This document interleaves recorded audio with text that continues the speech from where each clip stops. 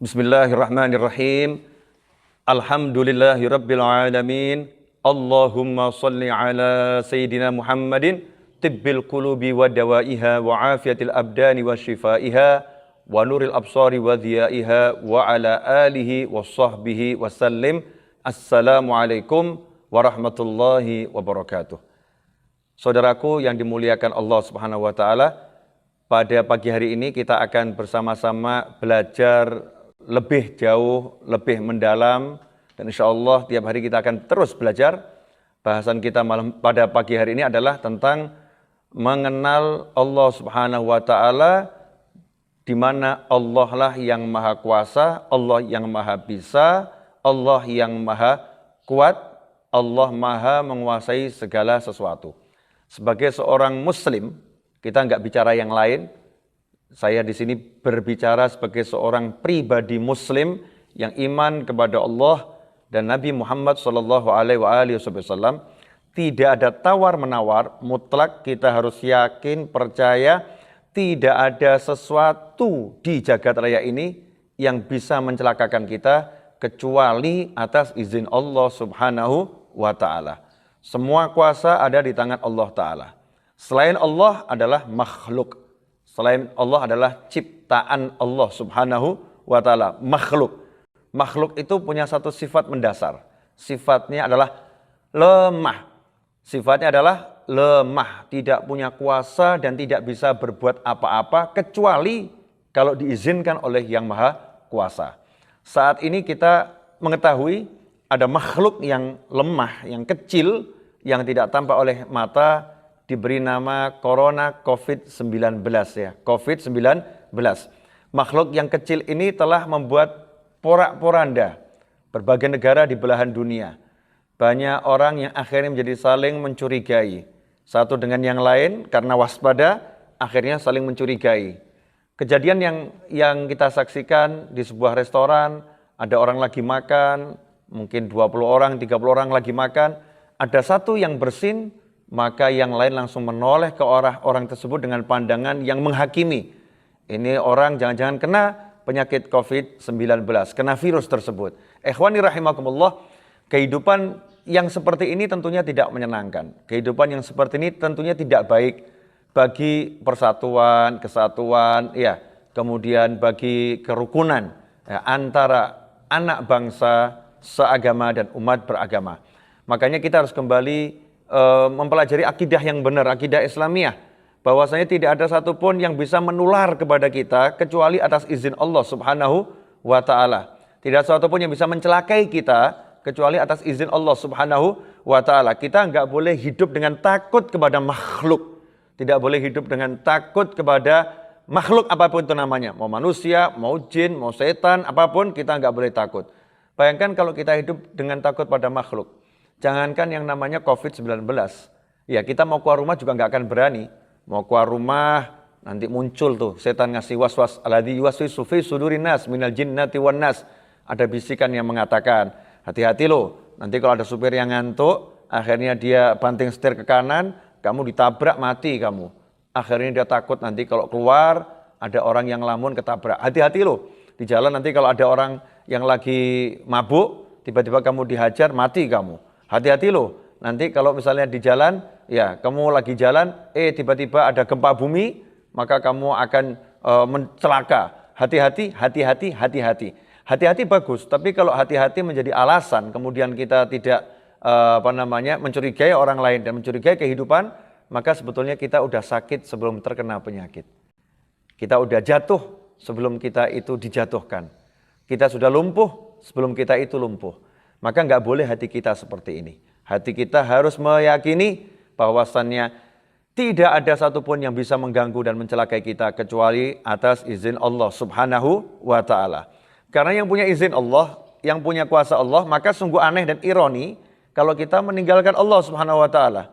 Kalau kita menjauhi Allah Subhanahu wa ta'ala. Ikhwani rahimakumullah, seharusnya dalam segala keadaan kita memperbanyak untuk ingat sama Allah. Doa kepada Allah. Di mana Allah mengatakan, ala bidzikrillah tatmainnul qulub. Ketahuilah hanya dengan ingat sama Allah, maka hati ini akan menjadi tenang. Jiwa ini akan menjadi tenang. Ingat sama Allah Subhanahu wa ta'ala. Karena itu menyikapi corona, COVID-19, ya nyantai-nyantai saja. Nggak usah heboh. Ya nggak usah heboh, nggak usah khawatir, nggak usah takut. Waspada harus. Ya, waspada harus. Waspada itu keharusan bagi setiap pribadi, khususnya muslim. Waspada dari segala macam gangguan yang akan menerpa, gangguan yang akan mengganggu itu harus. Tapi jangan sampai karena waspada, kemudian kita meninggalkan kewajiban-kewajiban kita. Jangan karena waspada, kita melakukan maksiat dengan menghakimi orang, prasangka buruk kepada orang, ya, kemudian merendahkan orang dan lain sebagainya. Ikhwani rahimakumullah. Karena itu tetaplah tenang bersama Allah. Ya, tetaplah ingat sama Allah. Tetaplah percaya pada Allah. Lanjutkan kehidupanmu, lanjutkan aktivitasmu dengan menjaga segala hal yang telah dianjurkan oleh para ulama, yang telah dianjurkan oleh negara, yang telah dianjurkan oleh pemerintah. Tetapi ingat, hatimu harus percaya, semua yang kamu lakukan tidak bisa menjauhkanmu dari apapun, kecuali kalau kamu diberi kekuatan oleh Allah Ta'ala, diberi izin oleh Allah Ta'ala, diberi bantuan oleh Allah Subhanahu wa Ta'ala. Makanya, yuk terus berdoa, minta sama Allah Subhanahu wa Ta'ala, agar apapun itu tidak sampai mencelakakan kita, keluarga kita, teman-teman, ya sebangsa dan setanah air. Minta agar ujian apapun diangkat, balak disingkirkan. Artinya apa? Kembali berdoa. Makanya pendiri negara ini adalah orang-orang yang luar biasa, yang selalu mengingatkan anak bangsa sebetulnya. Sila pertama ini jangan dihilangkan. Sila pertama jangan dihapuskan dari benak kita. Jangan dihapuskan dari hati kita. Sila pertama itu ketuhanan yang Maha Esa. Apapun yang terjadi di negeri ini, yang Maha Esa hanyalah Tuhan. Yang nomor satu hanyalah Tuhan. Artinya kehidupan beragama, kehidupan harus diutamakan. Ingat sama Allah, harus menjadi pedoman dalam semua sendi kehidupan. Ikhwani rahimakumullah.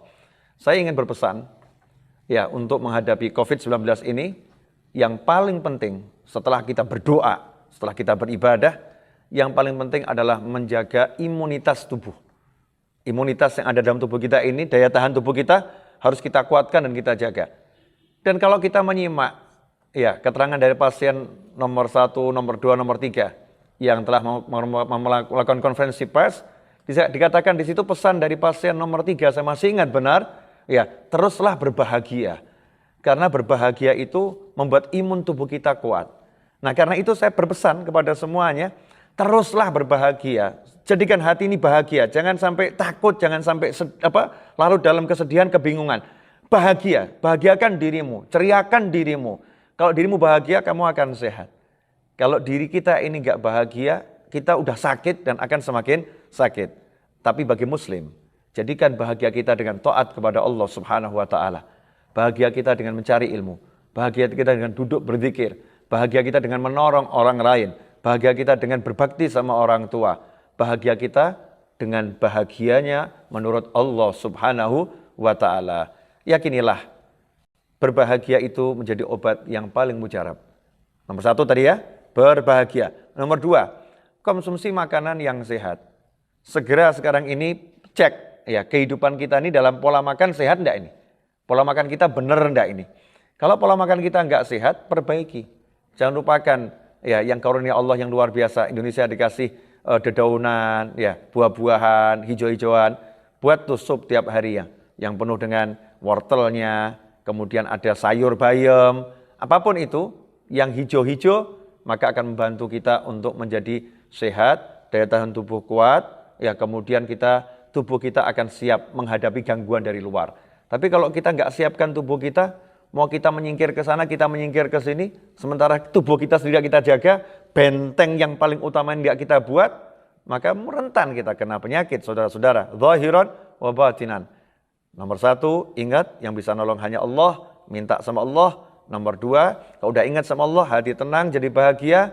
Nomor 3, perbaiki pola makan, asupan gizi. Ya, asupan gizi diperbaiki, karena itu yang terpenting. Insya Allah setelah semua lakukan itu, jangan khawatir, jangan prasangka buruk, prasangka baik kepada Allah, prasangka baik kepada hamba Allah. Lanjutkan kehidupan, teruslah melakukan kewajiban yang telah digariskan oleh Allah Subhanahu wa Ta'ala, dan juga anjuran-anjuran yang telah dianjurkan oleh pemerintah setempat.